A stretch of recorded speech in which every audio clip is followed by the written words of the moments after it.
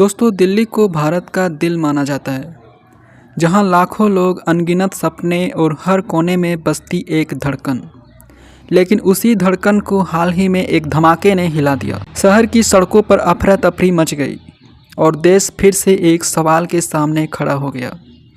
आखिर ये सब क्यों हुआ ये सब, और कौन चाहता है कि भारत अस्थिर हो जाए। दोस्तों, ये धमाका दिल्ली के सबसे सुरक्षित इलाकों में आने वाला जगह लाल किले के पास हुआ, जहां हर दिन सैकड़ों गाड़ियां और लोग गुजरते रहते हैं। ये ब्लास्ट इतना तेज था कि आसपास के इलाकों की बिल्डिंग्स की खिड़कियां तक हिल गई थीं। मौके पर तुरंत NIA, दिल्ली पुलिस और फॉरेंसिक टीमें भी पहुंची। CCTV फुटेज भी खंगाले गए और संदिग्धों की तलाश भी शुरू की गई। पहली नज़र में ये एक प्लांटेड एक्सप्लोजिव डिवाइस का केस लग रहा था, लेकिन सवाल ये है कि क्या ये किसी आतंकी साजिश का हिस्सा था या फिर किसी अंदरूनी खुफिया खेल का नतीजा। अभी तक जांच एजेंसियों के हाथ कुछ इम्पोर्टेंट सुराग लगे हैं, जिसमें एक मोटरसाइकिल, कुछ फ़ोन कॉल्स के रिकॉर्डिंग और एक ईमेल जो धमाके से कुछ मिनट पहले ही भेजा गया था। इन सब का कनेक्शन दिल्ली के बाहर के कुछ इलाकों से जुड़ रहा है, लेकिन फिलहाल सरकार और एजेंसियां आधिकारिक बयान देने से बच रही हैं।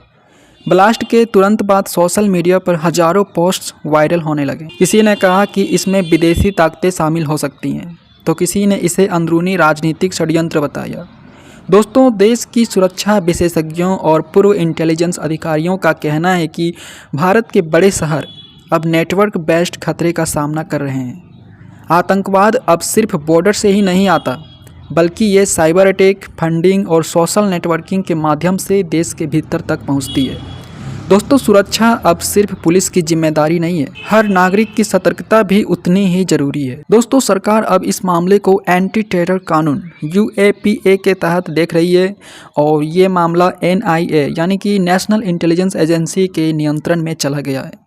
घटनास्थल पर मिले नमूनों और फॉरेंसिक जांच के आधार पर बताया गया है कि विस्फोट एक वाहन Hyundai i20 में हुआ। वहीं कुछ रिपोर्ट्स और अधिकारियों का कहना है कि हाल ही में फरीदाबाद में हजारों किलो तक बड़ी मात्रा में संदिग्ध पदार्थ बरामद किए गए थे, जो कि इसे बड़े पैमाने पर बम या सप्लाई स्टॉक के रूप में भी देखा जा रहा है। मीडिया ने इसे फरीदाबाद मॉड्यूल कहा है। दोस्तों, आपको भी सोचना चाहिए कि अगर सच में इतनी मात्रा में मिली है तो ये एक संदिग्ध संगठित नेटवर्क का संकेत हो सकता है, ना कि कोई अकेला आत्मघाती हमला। पर यह अभी जांच की बात है। बरामद सामग्री की रासायनिक पहचान आवश्यक है। अभी तक के कुछ फॉरेंसिक निशानों और सरकारी बयानों के हवाले से ये भी कहा जा रहा है कि विस्फोट अधूरा और अचानक हुआ है। मतलब या तो किसी उपकरण की टेस्टिंग या तैयारी के दौरान समय से पहले ही फट जाना। वहीं कुछ रिपोर्टों में नेशनल इंटेलिजेंस एजेंसी और पुलिस के शुरुआती सुरागों से ये लगता है कि ये किसी आतंकी संगठन यानी कि जैसे मोहम्मद का नाम यहाँ पर देखा जा रहा है और इसी के आधार पर तलाशियाँ की जा रही हैं। पर अभी किसी संगठन ने आधिकारिक तौर पर दावा नहीं किया है। एक ध्यान देने वाली बात यह भी है कि ऐसे आरोपों के लिए वित्तीय लेन देन, इंटरनेशनल लिंक और फॉरेन फंडिंग और विदेशी आदेश के सबूत चाहिए होते हैं। तो दोस्तों, एक संभावना ये भी है कि ये किसी स्लीपर सेल्स या लोकल नेटवर्क का काम भी हो सकता है, यानी बाहर से बड़े संगठन का आदेश लेकर या अंदर से ही संचालित मॉड्यूल हो सकता है। इसमें हाई क्वालिफाइड प्रोफेशनल लोगों का इन्वॉल्वमेंट लग रहा है, इसलिए इसे वाइट कॉलर मॉड्यूल कहा जा रहा है।